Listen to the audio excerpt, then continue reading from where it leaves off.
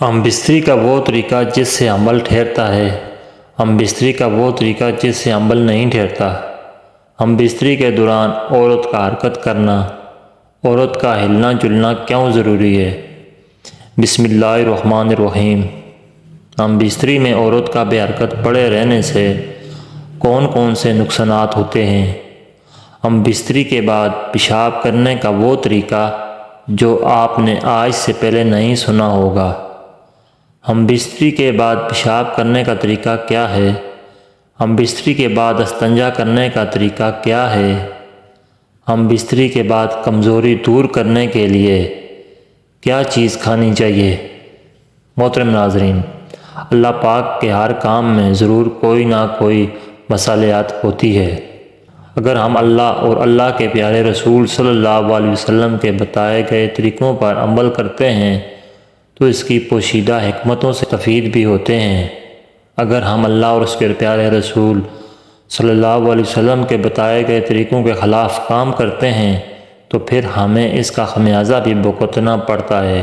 محترم ناظرین، بستری سے پہلے شوہر کے لیے ضروری ہے کہ اپنی بیوی کے جذبات اور شہوت کو ابھارے۔ آپ سوچ رہے ہوں گے کہ ایسی بات کرنا تو ادب کے خلاف ہے، لیکن آپ سمجھ سکتے ہیں کہ اس کو سمجھنا ہوگا۔ ایسا کرنا متعدد روایات اور حدیث سے ثابت ہے۔ عورت کی شہوت ابھارنے کے مختلف طریقے ہیں جو ہر عورت کے ساتھ الگ الگ ہیں۔ شوہر اپنی بیوی کی شہوت ابھارنے کے طریقوں کو خود ہی سمجھ سکتا ہے۔ طبع نے کہا ہے کہ ہم بستری کرنے سے پہلے عورت کی شہوت کو ابھارنا جائز ہے۔ حدیث نبوی سے ہے کہ رسول اللہ صلی اللہ علیہ وسلم نے ارشاد فرمایا کہ تم میں سے کوئی اپنی بیوی کے پاس جانے سے پہلے قاصد بھیج دیا کرے۔ صحابہ کرام رضی اللہ تعالیٰ عنہ نے معلوم کیا کہ یا رسول اللہ صلی اللہ علیہ وسلم، قاصد بھیجنے کا کیا مطلب ہے؟ تو رسول صلی اللہ علیہ وسلم نے فرمایا کہ پہلے نرم میٹھی گفتگو کرنا، پیار و محبت والے انداز اختیار کرنا، بوسہ کنار کرنا، بغل گیر ہونا، اور رسول اللہ صلی اللہ علیہ وسلم نے فرمایا کہ جانوروں کی طرح ایک دم نہ ملو بلکہ اس کی شہوت ابھارو۔ محترم ناظرین، عورت کے مختلف اعضاء اور مقام ہیں کہ جن سے عورت میں شہوت ابھر آتی ہے۔ بعض عورتوں کے بالوں پر ہاتھ پھیرنے سے جلدی شہوت ابھر آتی ہے، بعض کو گردن کے دائیں بائیں چوم لینے سے، گدگدی کرنے سے۔ اتباع نے اس بات پر زیادہ اتفاق کیا ہے کہ عورت کے پستانوں کو پکڑنے سے اس کی شہوت بہت جلدی ابھرتی ہے اور فعل مباشرت پر جلدی آمادہ ہوتی ہے۔ محترم ناظرین، عقل مند شوہر کو چاہیے کہ جب تک عورت کو انزال نہ ہو اور اس لادگی اختیار نہ کرے۔ اگر شوہر کو انزال ہونے لگے تو اس صورت میں چاہیے کہ فوراً عورت سے الگ ہو جائے اور سانس تیزی کے ساتھ اوپر کی جانب کھینچے اور تھوڑا ٹھہر جائے تاکہ منی اپنی جگہ رک جائے۔ پھر ایک دم اچانک مشغول مباشرت ہو جائے اور مباشرت کے وقت اس کے ہونٹوں کا بوسہ اور اس کے پستانوں کے سروں کے مسل اور اعلیٰ تناسل کے سرے سے رحم کے منہ کو مسلے۔ اس حرکت سے عورت کو جلدی انزال ہو جاتا ہے، اور جب عورت کو انزال ہونے لگتا ہے تو اس کی حالت بدل جاتی ہے اور سانس زور سے لیتی ہے۔ اور جب عورت کو انزال ہو جائے گا تو یہ ضرور وہ اپنے شوہر سے دل و جان سے محبت کرے گی۔ ان اصولوں کے ساتھ جب شوہر مباشرت کرے گا تو عورت شوہر سے ہمیشہ خوش رہے گی۔ ہم بستری کرنے کی بہت سی صورتیں ہیں، لیکن ان میں سے سب سے صحیح اور مفید اور عمل ٹھہرنے کے لیے زیادہ کامیاب یہ ہے کہ عورت کو لٹا دے اور شوہر اوپر مسل ڈھکنے کے جیسے قرآن کریم میں ہے کہ یعنی جب شوہر نے اپنی بیوی کو ڈھانپ لیا تو وہ حاملہ ہو گئی، جیسا کسی برتن وغیرہ کو اوپر سے اس کے مناسب ڈھکن سے ڈھانک دیں۔ اس حالت میں اعلیٰ تناسل اپنی صحیح مقام تک منی کو پہنچاتا ہے اور بچہ دانی کے منہ کے قریب گرتی ہے، اور اس شکل میں منی کے سپم کو بچہ دانی میں داخل ہونے کے لیے زیادہ دوری نہیں ہوتی۔ اس مذکورہ بالا شکل کے علاوہ باقی طریقہ غیر صحیح اور نقصان دہ ہے، جن میں کروٹ پر لیٹتی ہے یا بیٹھتی ہے اور یا اوندے منہ رہتی ہے، مرد کے اوپر رہنے وغیرہ۔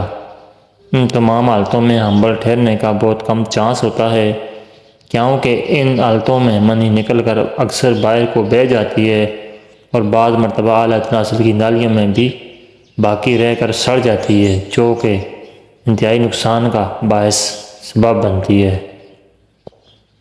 صحت و تندرستی باقی رکھنے کے لیے مباشرت بھی ضروری ہے، لیکن اس کے ساتھ ساتھ اصول اور قانون کے ساتھ ساتھ اور متعادل ہونا چاہیے۔ ہم بستری کرنے کے بہترین شکل قرآن و حدیث اور اتباع کے یہ بیان کی ہے کہ عورت کمر کے بل سیدھی لیٹے دونوں رانوں کے درمیان آ کر ہم بستری میں مشغول ہو۔ اتباع نے بستری کی 36 مختلف صورتیں بیان کی ہیں، گرچہ ان کی تمام صورتوں لذت ہوتی ہے، مگر وہ سب کی سب مرد اور عورت کے لیے موذی امراض میں گرفتار ہونے کا ذریعہ بنتی ہیں، اور ان 36 صورتوں میں نطفہ رحم میں قرار نہیں پاتا، خاص طور پر اس شکل میں کہ مرد عورت کی جگہ پر نیچے اور عورت اوپر ہو۔ اگرچہ یہ شکل زیادہ لذت پیدا کرتی ہے، لیکن اس صورت میں منی مرد کی منی بہہ کر الٹا واپس آ جاتی ہے، عمل قرار نہیں پاتا۔ مباشرت کے درمیان شوہر کی حرکت کے ساتھ ساتھ اور بھی حرکت ضرور کرنی چاہیے، عورت بالکل بے حرکت نہ رہے۔ حالانکہ اصل حرکت شوہر کو ہوتی ہے، جس کی وجہ سے شوہر کو انزال جلدی ہو جاتا ہے اور عورت کو انزال دیر سے ہوتا ہے۔ اگر شوہر کی حرکت کے ساتھ ساتھ عورت خود بھی حرکت کرے تو عورت کے انزال ہونے میں آسانی اور جلدی ہو، مرد اور عورت دونوں کے لیے آسانی اور سہولت ہو جائے گی۔ پہلے مباشرت کے بعد پیشاب ضرور کرنا چاہیے تاکہ اعلیٰ تناسل کی نالیوں میں کوئی منی کا ذرہ باقی نہ رہے۔ باقی رہ جانے سے وہ اعلیٰ تناسل کے اندر زخم پیدا کر سکتا ہے، جس سے بڑی تکلیف پیش آتی ہے اور اس کے علاج میں سخت پریشانیاں لاحق ہوتی ہیں۔ مباشرت کے بعد پیشاب کرنے کا طریقہ۔ مباشرت کے بعد پیشاب کرنے کا طریقہ یہ ہے کہ پیشاب کرتے کرتے فوراً بیچ میں روک لیں، روک کر پھر ایک دم سے پیشاب کریں، پھر پیشاب کرتے کرتے روک لیں، پھر فوری طور پر پیشاب کریں۔ اسی طرح 2-3 مرتبہ کریں۔ اس طرح کرنے سے اگر کوئی اعلیٰ تناسل کی نالیوں میں منی کا قطرہ ٹھہرا ہوا ہوگا تو وہ نکل جائے گا اور مثانے کی بیماری میں مبتلا نہیں ہوں گے۔ مباشرت کے بعد استنجے کا طریقہ۔ مباشرت کے بعد ٹھنڈے پانی سے استنجا ہرگز نہیں کرنا چاہیے، بخار ہونے کا خوف رہتا ہے اور اعلیٰ تناسل کی بیماری میں مبتلا ہونے کا شدید خطرہ ہے۔ یا تو گرم پانی سے استنجا کریں یا پھر مٹی کے ڈیلے وغیرہ سے۔ مباشرت کے بعد کیا کھانا چاہیے؟ پہلے مباشرت کے بعد کوئی ایسی چیز ضرور کھائیں جو میٹھی بھی ہو اور گرم تر اور روغن والی ہو، اگرچہ قلیل مقدار میں ہو مگر کھا ضرور لینی چاہیے، جیسے گاجر کا حلوہ، انڈوں کا حلوہ یا شہد ملا ہوا دودھ یا بادام کا حلوہ۔ کچھ بھی نہ ہو تو شہد ہی چاٹ لیں یا تھوڑا سا گڑ ہی صحیح ضرور کھا لیں۔ یہ بات ہمیشہ یاد رکھیں کہ مباشرت کے بعد کوئی ٹھنڈی چیز نہ کھائیں، نہ ٹھنڈا پانی پئیں، نہ فوراً ٹھنڈے پانی سے غسل کریں، اس سے بڑا نقصان ہوتا ہے۔ اگر پیاس زیادہ ہی لگی تو کچھ وقفہ ٹھہر کر پئیں۔ مباشرت کے بعد کمزوری۔ اگر مباشرت کے بعد کمزوری زیادہ محسوس ہو تو کوئی ایسی دوا یا حلوہ یا منجون وغیرہ استعمال کریں کہ جو دل و دماغ کو طاقت دیتی ہو اور بدن میں چستی پیدا کرتی ہو۔ محترم ناظرین، 8 چیزیں کبھی سیر نہیں ہوتیں۔ آنکھیں حسن و جمال کے دیکھنے سے، نمبر 2 زمین بارش سے، نمبر 3 عالم علم سے، نمبر 4 فقیر بھیک مانگنے سے، نمبر 5 عریس مال کے جمع کرنے سے، نمبر 6 سمندر پانی سے، نمبر 7 آگ لکڑیوں سے، نمبر 8 عورت مرد سے سیر نہیں ہوتی۔ رسول اللہ صلی اللہ علیہ وسلم نے ارشاد فرمایا، عورت کی خواہش مرد سے 99 سے زیادہ ہوتی ہے، یعنی خواہش کے 100 ایسے ہیں جس میں سے 99 جیسے عورت کے ساتھ ہیں، صرف ایک حصہ مرد کے ساتھ ہے۔ آپ غور کرنے والے غور کریں کہ مرد صرف ایک حصہ اپنی خواہش پوری کرنے کا کس قدر دیوانہ ہوتا ہے کہ بعض مرتبہ دوسروں کی بہو بیٹیوں کی عزت سے کھیل جاتا ہے۔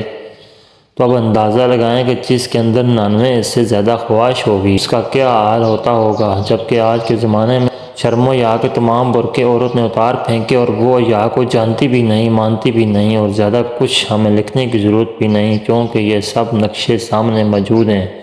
اسی لیے اصول یہ ہے کہ مردوں کے لیے مٹھائی اور عورتوں کے لیے کھٹائی مفید ہوتی ہے، کیونکہ عورتوں میں مٹھائی و جوش و خواہش اور شہوت کو بڑھاتی ہیں، اس لیے مردوں کے لیے مٹھائی اور عورتوں کے لیے کھٹائی مفید ہے۔